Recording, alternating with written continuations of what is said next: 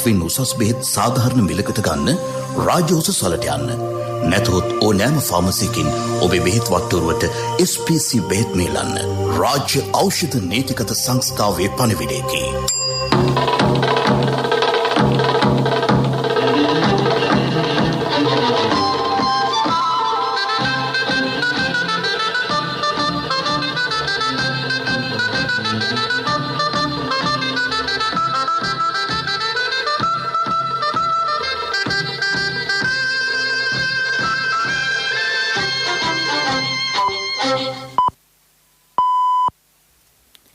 වේලාව සවස 6යි. මේ ශ්‍රී ලංකා ගුවන් විදුලි සංස්ථාවයි. මෙන්න ප්‍රවෘත්ති. සංස්කරණය මොහන් පෙරේරා, ප්‍රකාශය ගයන් කෞශල් ජයවීර. දීර්ඝ කාලයක් කම්කරු ජනතාවට බලපෑ නීති රැසක් සංශෝධනය කිරීමට පියවර. පළාත් සභා සංශෝධනය විය යුතුද අහෝසි විය යුතුද තීරණය පුළුල් අධ්‍යයනයකින් පසු. රත්ගම වැටලීමකදී හෙරොයින් කිලෝ 11ක් සහ ගිනියවී පොලිස් අත්අඩංගුවට. අධ්‍යාපනයේ සංවර්ධනයට ඉන්දියාවේ සහාය. අප්‍රිකානු කලාපයෙන් පෝලියෝ තුරන් කෙරේ. දීර්ඝ කාලයක් කම්කරු ජනතාවට බලපෑ නීති රැසක් සංශෝධනය කරන බව ඇමති නිමල් සිරිපාල්ද සිල්වා මහතා පවසයි. වැඩ කරන කම්කරු ජනතාවට සහන ලබා දීමේදී අනපනත් කිහිපයක්ම හරස් විය. ඒවායේ දුර්වලතා ඉවත් කිරීම වැඩපිළිවෙලේ අරමුණයි. අද පෙරවරුවේ කම්කරු අමාත්‍යාංශයේ කම්කරු දෙපාර්තමේන්තුවේ නිලධාරීන් සමග පැවති සාකච්ඡාවේදී ඇමතිවරයා මේ බව අවධාරණය කළේය. එහිදී පළමුව සේවක අර්ථ සාධක අරමුදල් පනතට අදාළ දායක මුදල් නොගෙවීමේ නඩු කම්කරු විනිශ්චය සභාවට යොමු කිරීමට එම පනත සංශෝධනය කෙරේ. එමෙන්ම පාරිතෝෂික දීමනා පනතද සංශෝධනය කර එම ගෙවීම් වලට අදාළ නඩුද කම්කරු විනිශ්චය සභාවට යොමු කෙරේ. ඊට අමතරව පඩිපාලක සභා ආඥා පනත, සාප්පු හා කාර්යාල සේවක පනත 2016 අයවැය දීමනා යටතේ වන අයකර ගැනීමේ නඩුද කම්කරු විනිශ්චය සභාවලට පැවරේ. වෘත්තීය සමිතිවල හා කම්කරු ජනතාවගේ දිගු කාලීන ඉල්ලීමක් වූ සේවක වන්දි ආඥා පනත යටතේ දැනට ගෙවනු ලබන රුපියල් 5,50,000ක වන්දිය රුපියල් 1,20,000 දක්වා වැඩි කෙරේ. අර්ථසාධක අරමුදල් පනතේ 38 වෙනි වගන්තිය සංශෝධනය කරමින් අර්ථසාධක අරමුදල් වලට දායක මුදල් නොගෙවීම සම්බන්ධයෙන් මෙතෙක් කල නඩු ඉදිරිපත් කරේ මහේස්ත්‍රාත් අධිකරණයට. නමුත් එම අධිකරණවල පවතින නඩු අධිකතාවය නිසා මේ නඩු කම්කරු විනිශ්චය සභාව වෙත යොමු කිරීමට පනත සංශෝධනය කර යුතුයි. ඊළඟට 1983 අංක 12 දරන පාරිතෝෂික පනත සංශෝධනය කරමින් එම පාරිතෝෂික දීමන අයකර ගැනීමේ ක්‍රියාවලියද සේවක අර්ථසාධක අරමුදල් පනතේ ඉහතකී සංශෝධනයට සමගාමීව ක්‍රියා කිරීම. පඩිපාලක සභා ආඥා පනත, සාප්පු හා කාර්යාල සේවක පනත 2016 අංක 14 දරන අයවැය සහන දීමනා පනත යන පනත් යටතේ අයකර ගැනීමේ නඩුද කම්කරු විනිශ්චය සභාවට පැවරීම නැත. ඒ අදාළ පනත් වලට අපි සංශෝධන යෝජනා කරලා තියෙනවා. ඒ වගේම සේවක වන්දි ආඥා පනත යටතේ දැනට ගෙවනු ලබන රුපියල් 5,50,000 වන්දි මුදල 1,20,000 දක්වා වැඩි කිරීම හා එම වන්දි නඩුද කම්කරු විනිශ්චය සභාව වෙත දිරියේ විභාගයට ගැනීමට අවශ්‍ය සංශෝධන ගෙනීම. පළාත් සභා සම්බන්ධ පුළුල් අධ්‍යයනයක් කිරීමට රාජ්‍ය අමාත්‍ය රියා අද්මිරාල් ආචාර්ය සරත් වීරසේකර මහතා නිලධාරීන්ට උපදෙස් දෙයි. 1989 දී පළාත් සභා ක්‍රමය රටට හඳුන්වා දුන්නේය. එදින සිට මේ දක්වා ඉන් රටටත් වූ ප්‍රගතිය මෙහිදී සොයා බැලේ. ගෙවුණු වසර 31 දී පළාත් සභාවට ලබා දුන් මුදල් ඉන් රටට ලැබුණු සේවය මෙහිදී සකස් කෙරෙන වාර්තාවට ඇතුළත් විය යුතුයයි වීරසේකර මහතා කීවේය. එම වාර්තාව ලැබුණු විගස කැබිනට් මණ්ඩලයේ අවධානයට යොමු කර පළාත් සභා සංශෝධනය විය යුතුද අහෝසි විය යුතුදැයි තීරණයකට එළඹෙන බව රාජ්‍ය අමාත්‍යවරයා කියයි. ගාල්ල රත්ගම ප්‍රදේශයේ පොලිසිය කළ වැටලීමකදී හෙරොයින් කිලෝග්‍රෑම් 11ක් අත්අඩංගුවට ගෙන තිබේ. ඊට අමතරව T56 ගිනියවි 2ක්, උණ්ඩාසූ 2ක්, රිවොල්වර් 2ක්, ඒවායේ උණ්ඩ 39ක් පොලිස් භාරයට ගෙන ඇත. මෙහිදී අත්අඩංගුවට ගත් රත්ගම කන්දේගොඩ ප්‍රදේශයේ පදිංචි සැකකරු යාබද ඉඩමේ මේවා සංගවා තබා ඇත. මෙරට තාක්ෂණික වෘත්ති අධ්‍යාපනය හා පුහුණු ශේෂ්ත්‍රයන්හි පුහුණුකරුවන් පුහුණු කිරීම ඇතුළු අධ්‍යාපන සංවර්ධන ක්‍රියාමාර්ග සඳහා ඉන්දිය රජයේ සහාය ලබා දිය හැකි බව ඉන්දිය මහ කොමසාරිස් ගෝපාල් බග්ලේ මහතා පවසයි. අධ්‍යාපන අමාත්‍ය මහාචාර්ය ජී.එල්. පීරිස් මහතාගේ ප්‍රධානත්වයෙන් අධ්‍යාපන අමාත්‍යාංශයේ ඊයේ පැවති විශේෂ හමුවකදී ඔහු මේ බව කීවේය. දැනට මත් ශ්‍රී ලංකාවට මහත්මා ගාන්ධී ශිෂ්‍යත්ව වැඩසටහන ඇතුළු අධ්‍යාපන සංවර්ධන ක්‍රියාමාර්ග වෙනුවෙන් ඉන්දියාව සහාය ලබා දෙමින් සිටී. මෙරට අධ්‍යාපන ශේෂ්ත්‍රයේ සංවර්ධනය සඳහා ප්‍රමුඛතාව ලබා දිය යුතු ශේෂ්ත්‍ර පෙන්වා දෙන්නේ නම් ඉදිරියේදී ඊට සහාය දිය හැකි බව කොමසාරිස්වරයා එහිදී පැවසිය. මෙරට රැකියා වෙළඳපොළ සහ වෘත්ති අධ්‍යාපනය අතර නොගැලපීම් පවතී. එම තත්ත්වය වෙනස් කළ යුතුය. දැනට වෘත්ති අධ්‍යාපනය ලබා දීම තුළ බොහෝ ආයතන තුළ පවතින සම්ප්‍රදායික ඉගෙනුම් ක්‍රමවේද වෙනුවට සිසුන් ආකර්ෂණය කළ හැකි නව ඉගෙනුම් ක්‍රමවේද කරා යොමුවීමේ අවශ්‍යතාව මෙහිදී අවධාරණය කෙරිණ. තොරතුරු තාක්ෂණය ඉංග්‍රීසි විද්‍යාව ඇතුළු ශේෂ්ත්‍රයන්හි විශේෂඥයන් බිහි කිරීම වෙනුවෙන් පුහුණුකරුවන් පුහුණු කිරීම සඳහා මෙන්ම දෙරට අතර සුහදතා හෝමාරු වැඩසටහන් ශක්තිමත් කිරීමට හා වෘත්ති අධ්‍යාපන හා තාක්ෂණික විශේෂේෂ්ත්‍රයන්ට අදාළව ඔන්ලයින් පාඨමාලා හඳුනාදීමට ඉන්දිය රජයේ සහාය අපේක්ෂා කරන බව අමාත්‍යවරයා එහිදී පැවසිය. අධිකරණයට අපහාස කිරීමේ චෝදනාව සම්බන්ධයෙන් පාර්ලිමේන්තු මන්ත්‍රී රංජන් රාමනායක මහතාට එරෙහිව ගොනු කර තිබූ නඩුව ශිෂ්ටාධිකරණය හමුවේ අද අවසන් කෙරුණි. මෙම නඩුවට අදාළ වැඩිදුර කරුණු පැහැදිලි කර ගැනීම සඳහා පැමිණිල්ල යලි ඔක්තෝබර් 21 වෙනිදා කැඳවන ලෙස සිසිරදාබ්රු විජිත් මලල්ගොඩ සහ ප්‍රීති පද්මන් සුරසේන යන මහත්වරුන්ගෙන් යුත් ශිෂ්ටාධිකරණ විනිසුරු මඩුල්ල නියම කළේය. මේ ප්‍රවෘත්ති ශ්‍රී ලංකා ගුවන්විදුලි සංස්ථාවෙන්.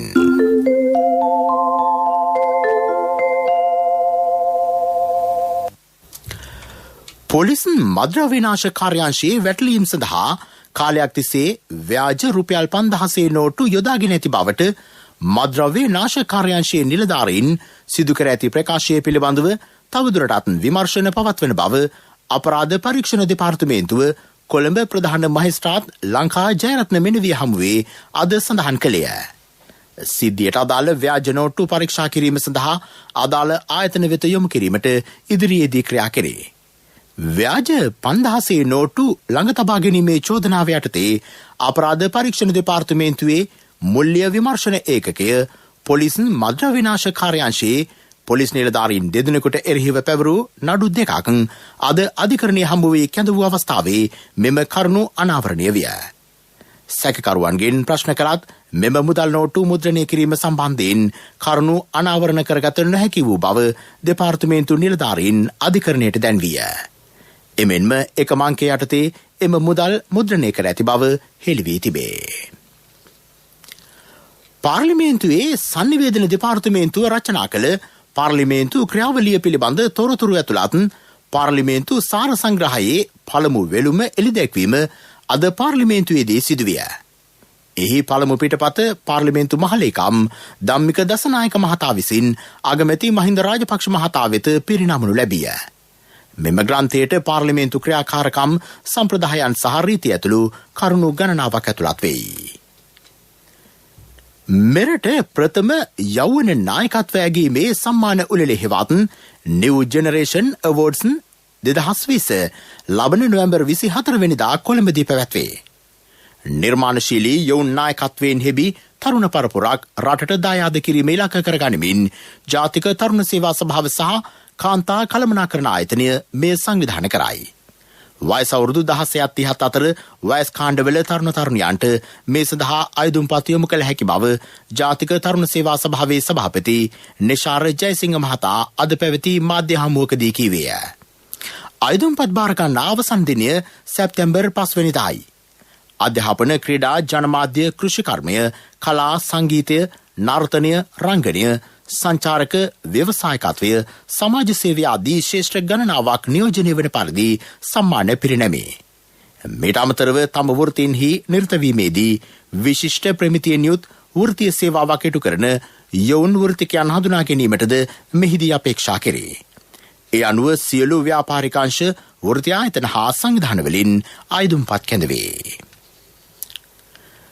රත්මලාන බෙලෙක් කඩේ හන්දියේ රන් භාණ්ඩ උකස් ආයතනයකින් රුපියල් කෝටි 2ක් වටිනා රන් භාණ්ඩ සොරාගෙන ගොස් ඇතැයි පොලිසිය කියයි. එම ආයතනයේ දෙවන මහලේ ඇලුමිනියම් අල්මාරියක ලාංචු 2ක් තුළ මෙම රන් භාණ්ඩ තිබී ඇත. සේවකයන් එම ආයතනයේ වෙත පැමිණීමේදී දෙවන මහලේ දොර විවෘත කර තිබෙනු දැක සොයා බැලීමේදී මෙම ලාංචු විවෘත කර ඇති බව හඳුනාගෙන ඇත. කොච්චිකඩේ දේවස්ථානයක් අසල සිංගමන් යදමින් සිටි පුද්ගලයෙකු සතුව කෝටි ගණනක දේපල ඇතැයි තොරතුරු අනාවරණ කරගෙන තිබේ. මෙම යාචකයාට මහරගම පමුණුව ප්‍රදේශයේ දෙමහල් නිවසක් ද ඇති අතර එහි උඩුමහල කුලියට දීමෙන් රුපියල් 30,000ක් උපයාගෙන තිබේ. මොටර රථ 2ක් පිළිබඳව තොරතුරු හෙළි වී තිබේ. සිංගමන් යදින ස්ථානයේ පළතුරු කරත්තයක් සොරා ගැනීමේ සිද්ධියක් සම්බන්ධයෙන් මොහු අත්අඩංගුවට පත් වී ඇත. සැකකරු අවුරුදු 64ක් පමණ වන අයෙකි. මීළඟට ප්‍රමුඛ පුවත. ප්‍රමුඛ පුවත ඔබ වෙත ගෙනෙන්නේ සිද්ධාලේප ලක්පියාව. සෞඛ්‍ය අමාත්‍යාංශයේ යටතේ ඇති සියලු විශේෂිත වැඩසටහන් සහ ව්‍යාපාරවල සෞඛ්‍ය පණිවිඩ සමාජ මාධ්‍ය ඔස්සේ ප්‍රචලිත කිරීමට සෞඛ්‍ය ප්‍රවර්ධන කාර්යාංශය නව වැඩපිළිවෙලක් සකස් කරයි. Facebook ආයතනයේ සහායද මේ සඳහා ලැබේ. මෙහිදී තෝරාගත් සෞඛ්‍ය ආයතන ප්‍රධානීන් වෙනුවෙන් එම කාර්යාංශය අද ආරම්භ කළ පුහුණු වැඩසටහනේ ආරම්භක දේශනය කරමින් එහි අධ්‍යක්ෂ විශේෂඥ වෛද්‍ය පාලිත කරුණාපේම මහතා මේ බව කීවේය. සමාජ මාධ්‍ය මෙරට අතිශයින් ප්‍රචලිත වී තිබේ. කොවිඩ් නිසා සමාජය අඩපණව තිබූ පසුගිය කාලයේදී සෞඛ්‍ය පණිවිඩ ජනතාව වෙත වේගයෙන් සමීප කරවීමට සමාජ මාධ්‍ය පුළුල් මෙහෙවරක් කළේය. එහි හැසිරීම පිළිබඳ නිසි දැනුමක් තාක්ෂණිකව ලබා ගැනීම පුහුණු වැඩසටහනේ අරමුණ වී තිබේ. ප්‍රමුඛ පුවත ඔබ වෙත ගෙන ආවේ සිද්ධාලේප ලක්පියාව. ශක්ති හඬ අවධානය පිණිසයි. ආර්ය කිරි ගුවන් සවාරි උඩුකුවනේ සැරිසරන්න ආර්ය කිරි රස බලන්න. ආර්ය කිරි පැකට්ටුවේ ඇති නිල් පාට ලාංඡනය කපායවා ජයගෙන ශ්‍රී ලංකා අසිරිය අහසේ සිට දැක ගන්න. වැඩි විස්තර ආර්ය මිල්ක් Facebook පිටුවෙන්. ආර්ය කිරි ගුවන් සවාරි. බලපිටිය ප්‍රාදේශීය ලේකම් කොට්ටාශයේ පවුල් 2000ක් පමණ පානීය ජලනල පහසුකම් ලබා ගැනීමට ආයුධම් කර දිගු කලක සිට පොරොත්තු ලේඛනයේ රැඳී සිටින බව අප වාර්තාකරු පවසයි. මේ හේතුවෙන් ගෘහාශ්‍රිත සහ ව්‍යාපාර කටයුතු අඩපණ වී ඇතැයි එම ජනතාව පවසති. ජල සැපයුම කඩිනමින් ලබා දෙන ලෙස ඔවුහු ගාල්ල දිස්ත්‍රික් ජල සම්පාදන කාර්යාලයෙන් ඉල්ලා සිටිති. ආර්ය කිරි ගුවන් සවාරි උඩුකුවනේ සැරිසරන්න ආර්ය කිරි රස බලන්න. ආර්ය කිරි පැකට්ටුවේ ඇති නිල් පාට ලාංඡනය කපායවා ජයගෙන ශ්‍රී ලංකා අසිරිය අහසේ සිට දැක ගන්න. විස්තර වෙළඳ මහතුන්ගෙන්. ආර්ය කිරි ගුවන් සවාරි. ලෝක ප්‍රවෘත්ති අනුග්‍රහය. හැම සමාගමකටම එහෙම වෙන්න බෑ. පීපල්ස් ලීසිං වෙනස් වෙන්නේ එතනදී. ජන හද හඳුනන පීපල්ස් ලීසිං විශ්වාසයේ ප්‍රමුඛයා. අප්‍රිකානු කලාපයේද පෝලියෝ තුරන් කළ නාමාවලියට එක්වී. අප්‍රිකානු කලාපීය සෞඛ්‍ය කොමිසම මේ බව තහවුරු කළේය. අවුරුදු 5ට අඩු දරුවන්ට පෝලියෝ එන්නත දීම එම කලාපයේ සාර්ථකව සිදු කර තිබේ. ඒ අනුව පෝලියෝ රෝග තත්ත්වය ලෝකයේ තවදුරටත් පවතින්නේ ඇෆ්ගනිස්තානයේ සහ පාකිස්තානයේ පමණි. පෝලියෝ තුරන් කළ අවසාන අප්‍රිකානු රට වූයේ නයිජීරියාවයි. අප්‍රිකානු කලාපයේ ජනගහනයෙන් 95%කට වැඩි පිරිසක් පෝලියෝ එන්නත ලබාගෙන ඇත. ඉන්දියාවේ COVID-19 ආසාදිතයන්ගේ සංඛ්‍යාව 31 ලක්ෂය ඉක්මවයි. එරට මරණ සංඛ්‍යාවද 58,000කට අධික වේ. ඉන්දිය සෞඛ්‍ය අමාත්‍යාංශය අද නිකුත් කළ වාර්තාවකට අනුව ගත වූ පැය 24 තුළදී එරටින් COVID-19 ආසාදිතයන් 61,000කට ආසන්න සංඛ්‍යාවක් වාර්තා වී ඇත. එම කාලයේදී මියගිය සංඛ්‍යාව 848කි. තවදුරටත් රෝහල්වල ප්‍රතිකාර ලබන සංඛ්‍යාව 7 ලක්ෂය ඉක්මවන බව සෞඛ්‍ය අමාත්‍යාංශය පෙන්වා දෙයි. ඉන්දුනීසියාවේ බාලි දූපත මේ වසර තුලදී විදේශ සංචාරකයන්ට විවෘත නොකරන බව එරට රජය පවසයි. ලබන මාසයේ සිට විදේශ සංචාරකයන් සඳහා එම දූපත විවෘත කිරීමට නියමිතව තිබෙන.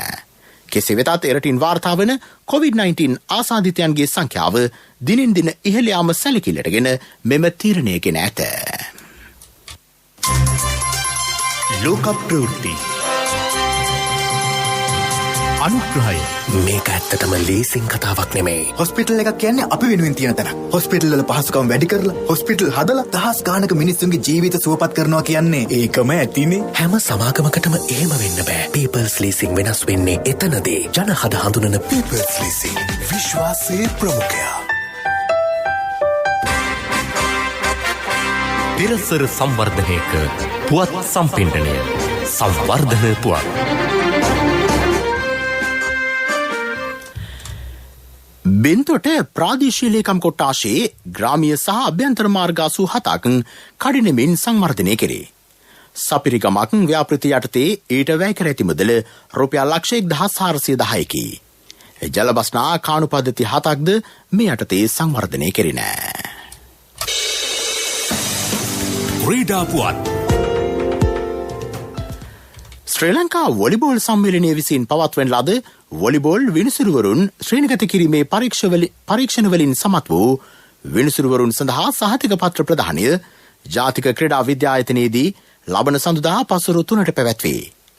මේ සඳහා ප්‍රධාන ආරාධිතයා ලෙස ශ්‍රී ලංකා වොලිබෝල් සම්මේලනයේ සභාපති ආචාර්ය රංජිත් සිඹලාපිටිය මහතා සහභාගී වෙයි. මෙදින B ශ්‍රේණිය සමත් විනිසුරුවරුන් 32 දෙනෙකු සඳහාත් ඒ ශ්‍රේණිය සඳහා උසස් වීම ලැබීමට සුදුසුකම් ලැබූ විනිසුරුවරුන් 34 දෙනෙකු සඳහාත් කුසලතා සහතික පත්‍ර පිරිනැමේ. සිහින සවිබලගන් වන්න රුපියල් ලක්ෂ 5 සිට මිලියන 10 දක්වා 7% වාර්ෂික පොලි අනුපාතයකට වසර 2ක පුද්ගලික ණයක්. ඔබට අවශ්‍ය වන්නේ එක් අපකරුවෙකු පමණයි. NSB Wings ඉහළ ඉලක්ක කරා ළඟා වන්න. ව්‍යාපාරික පුවත් ඔබ වෙත ගෙන එන්නේ ජාතික ඉතිරි කිරීමේ බැංකුව. ඔබේ මුදලට සුරක්ෂිතම ස්ථානය. කුඩා දරුවන්ට ඉතිරි කිරීම හුරු කිරීම සඳහා බැංකුවලින් ලබා දෙන ප්ලාස්ටික් කැට වෙනුවට මැටිවලින් සැකසූ කැට ලබා දීමට පියවරගෙන ඇතැයි රාජ්‍ය අමාත්‍ය ප්‍රසන්න රණවීර මහතා පවසයි. මහජන බැංකුව, ලංකා බැංකුව සහ පෞද්ගලික බැංකු කිහිපයක් මේ වන විට ඒ සඳහා එකඟතාව පළ කර ඇතැයි හෙතෙම කියයි. මීට අමතරව කාර්යාලවල රථවාහනවල මෙන්ම නිවෙස්වල පානීය ජලය ගබඩා කර තබා ගන්නා ප්ලාස්ටික් බෝතල් වෙනුවට පහසුවෙන් රැගෙන යා හැකි අලංකාර මැටි බෝතලයක් මෙවන විට නිෂ්පාදනය කිරීමෙන් පවතින බව ඔහු සඳහන් කරයි. ව්‍යාපාරික පුවත් ඔබ වෙත ගෙන ආවේ ජාතික ඉතිරි කිරීමේ බැංකුව. ඔබේ මුදලට සුරක්ෂිතම ස්ථානය.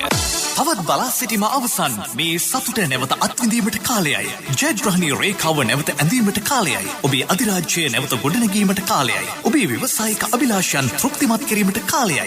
NSB Wings සමග ඔබේ සිහින සවිබලගන් වන්න. රුපියල් ලක්ෂ 5 සිට මිලියන 10 දක්වා 7% වාර්ෂික පොලි අනුපාතයකට වසර 2ක පුද්ගලික ණයක්. ඔබට අවශ්‍ය වන්නේ එක් අපකරුවෙකු පමණයි. NSB Wings ඉහළ ඉලක්ක කරා ළඟා වන්න. වැඩි විස්තර ළඟම ජාතික ඉතිරි කිරීමේ බැංකු ශාඛාවෙන්.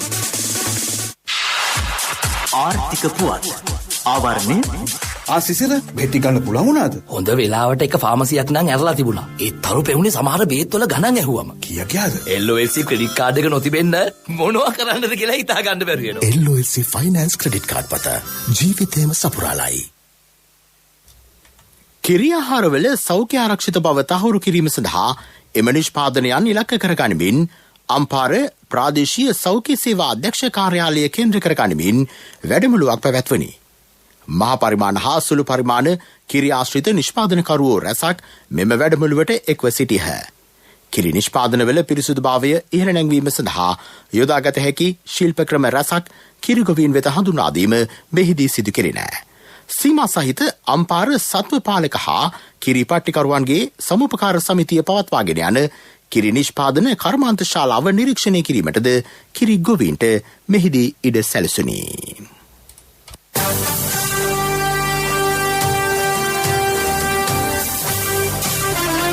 කාලගුණ වාර්තාව ඔබ වෙත ගෙන එන්නේ. CIB ජනජය වාසනා 15 වන අදියර ආරම්භුණා. අගෝස්තු 24 වෙනිදා සිට සැප්තැම්බර් 13 දක්වා 140 දක්වා වටම්. අදම CIB එන්න.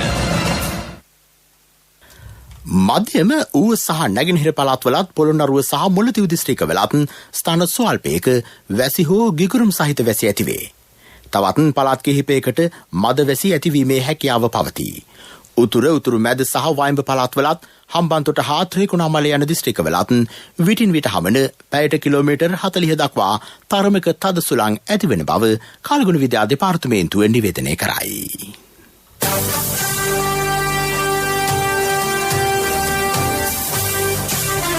කාලගුණ වාර්තාව ඔබ වෙත ගෙන ආවේ. CIB ජනජය වාසනා 15 වන අදියර ආරම්භුණා. අගෝස්තු 24 වෙනිදා සිට සැප්තැම්බර් 13 දක්වා 140 දක්වා වටම්. අදම CIB එන්න. ප්‍රවෘත්ති අවසන් කිරීමට යලි සිරස්තල. දීර්ඝ කාලයක් කම්කරු ජනතාවට බලපෑ නීති රැසක් සංශෝධනය කිරීමට පියවර. පළාත් සභා සංශෝධනය විය යුතුද අහෝසි විය යුතුද තීරණය පුළුල් අධ්‍යයනයකින් පසු. රත්ගම වැටලීමකදී හෙරොයින් කිලෝ 11ක් සහ ගිනියවි පොලිස් අත්අඩංගුවට. අධ්‍යාපනයේ සංවර්ධනයට ඉන්දියාවේ සහාය. අප්‍රිකානු කලාපයෙන් පෝලියෝ තුරන් කෙරේ. ප්‍රවෘත්ති ඉන් සමාප්තයි. අපගේ මීළඟ ප්‍රධාන ප්‍රවෘත්ති ප්‍රකාශය රාත්‍රී 9ට.